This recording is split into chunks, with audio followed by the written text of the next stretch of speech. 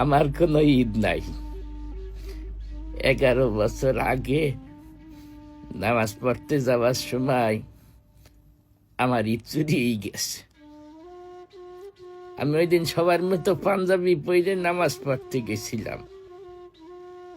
বাড়তি বলতে হাতে একটা তসবি ছিল।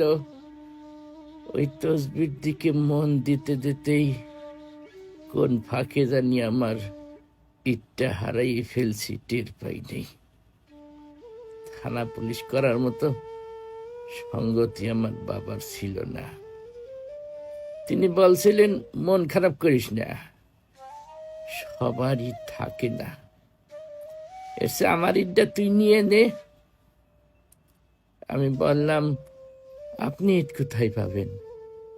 আমি তো শুনছি দাদা বাইসে থাকতেই আপনার ঈদ হারাই গেছে।